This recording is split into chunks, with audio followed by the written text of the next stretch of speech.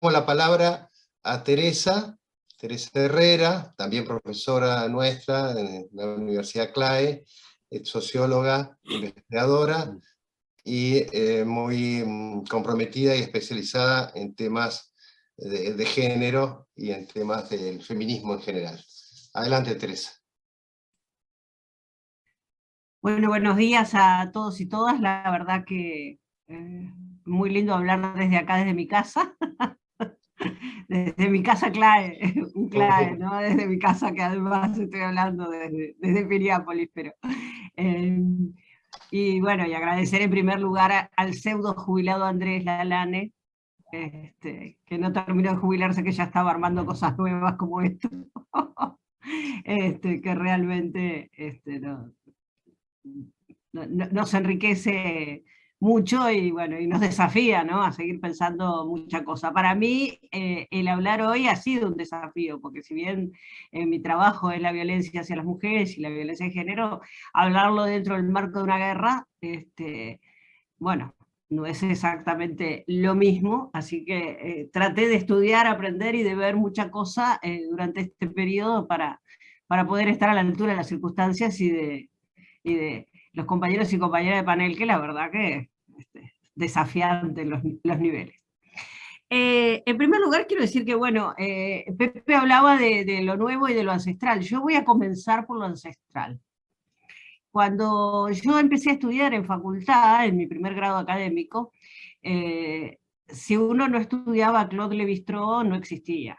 O sea, tenía que conocer perfectamente de qué se trataba de esto, del estructuralismo, de la antropología estructural, etcétera, y fundamentalmente de un aspecto que por supuesto fue el que a mí desde el principio me llamó más la atención y que nos sigue desafiando hasta el día de hoy, ¿no?, que es el tema de las mujeres como moneda de cambio.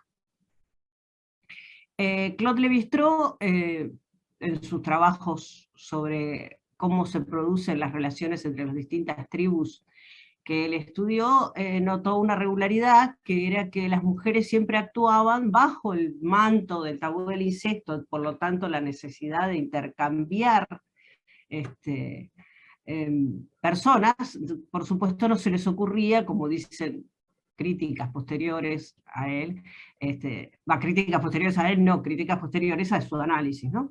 Que no se les ocurría que había que cambiar hombres o usar a los hombres como moneda de cambio, sino que se utilizaban a las mujeres como moneda de cambio, es decir, o bien por negociaciones o bien por la guerra, las mujeres pasaban a integrar esas nuevas tribus para poder no cumplir con el tabú del incesto, pero claro, a nadie se le ocurría, insisto, que también podían ser los varones, no.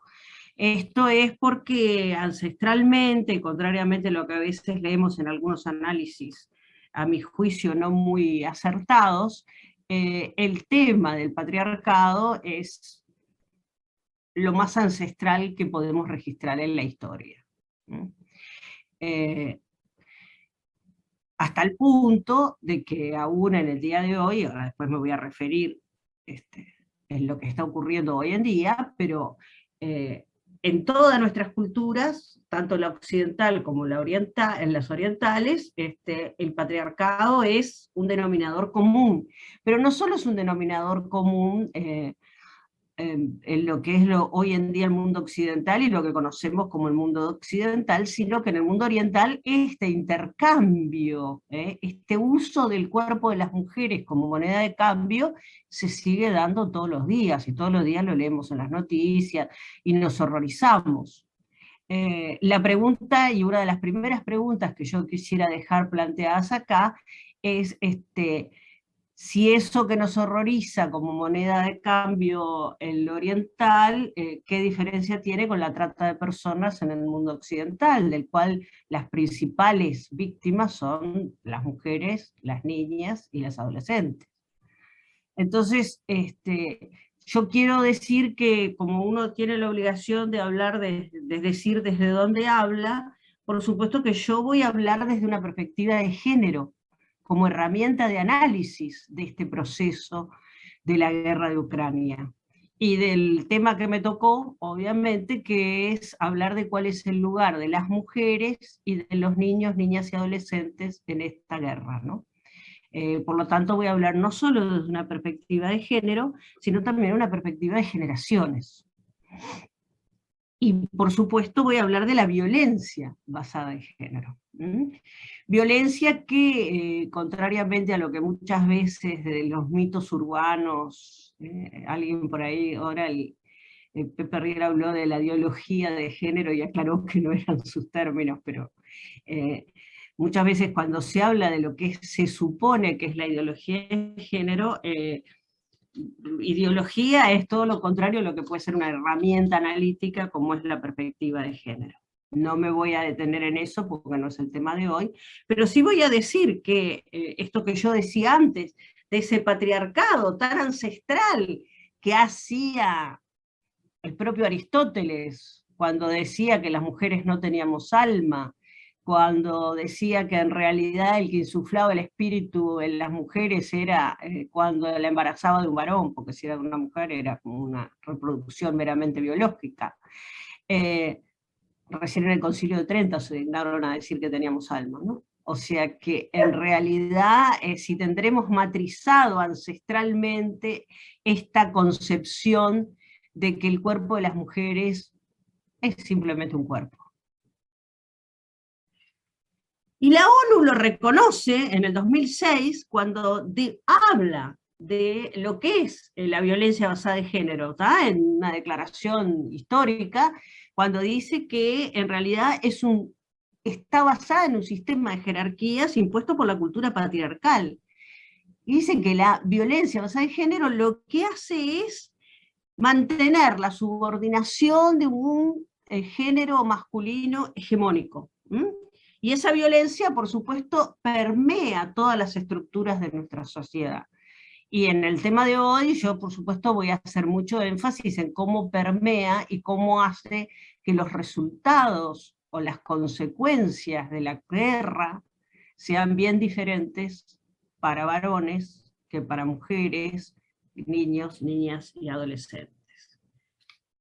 Este concepto, además de la violencia basada en género, no es dicotómico, ¿no? Digo, tiene en cuenta también lo que son las diversidades de orientaciones de género y orientaciones sexuales, pero yo a eso no me voy a referir hoy porque no es el tema de hoy, simplemente quiero marcarlo.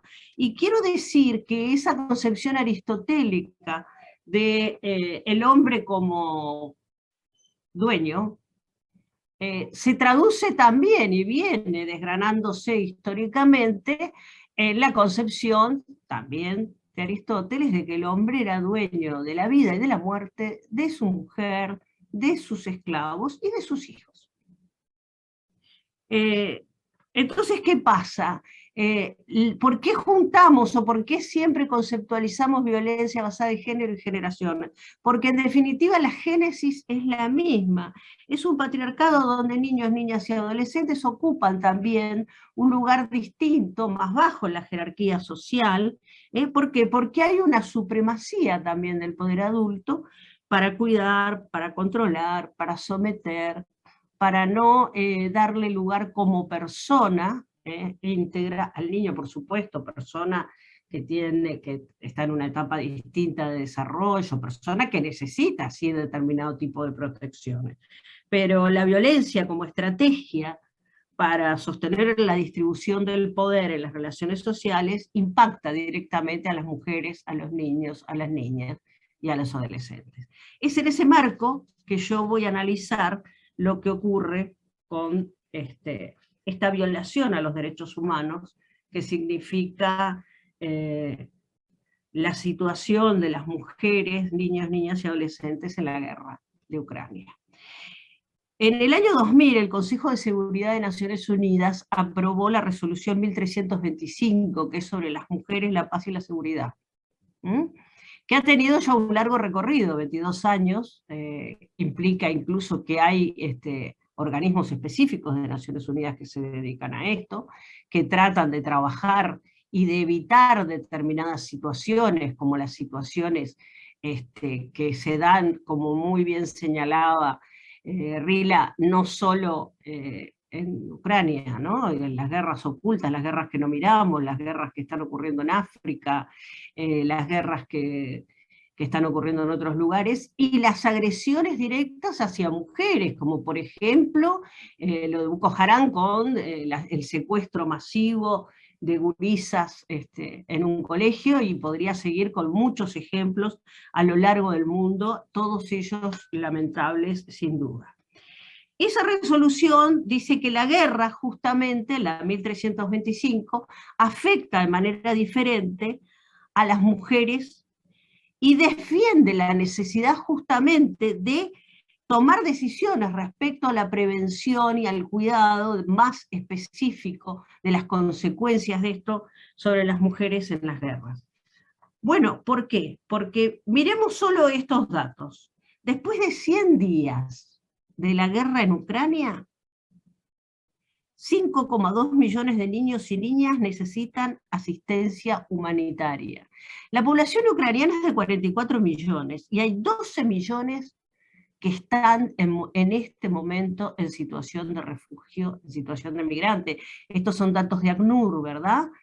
Y estos datos implican que de esos 12 millones, 7 han tenido que salir del país, y de esos 12 millones, el 90 y algo por ciento son mujeres, niños, niñas y adolescentes. Pero además, como si esto fuera poco, el hecho de que se esté en una situación de guerra, no solo se producen estos desplazamientos, algunos de los cuales han sido fuera del país, como decía yo, sino que también han incrementado todo lo que significa el rol de las mujeres en la tarea de cuidado. Las mujeres hacen, en todos los países del mundo, en nuestro país el 70% de la tarea de cuidado, mucho por encima de los varones,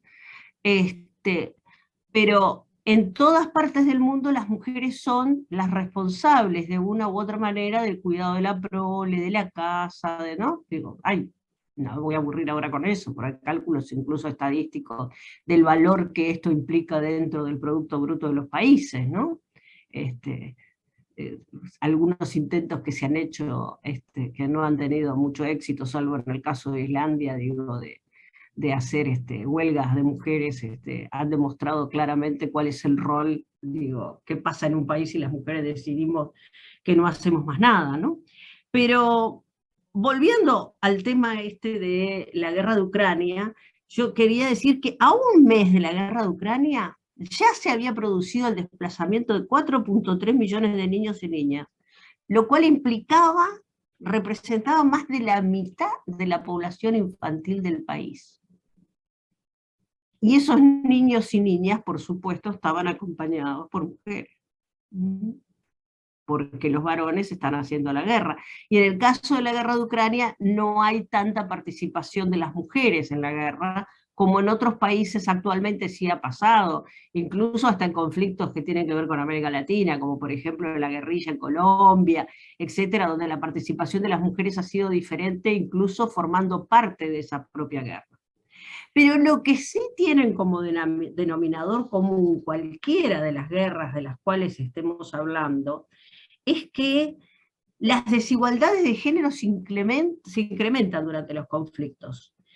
Por eso las mujeres en tiempos de guerra tienen muchísimas menos probabilidades. Por ejemplo, está estudiado por Naciones Unidas que el 90%, que las niñas tienen un 90% menos de probabilidad de acceder a la educación en las zonas de conflicto. Mucha más probabilidad de ser víctimas de matrimonios infantiles, de trabajo esclavo, de ser reclutadas como niñas soldados.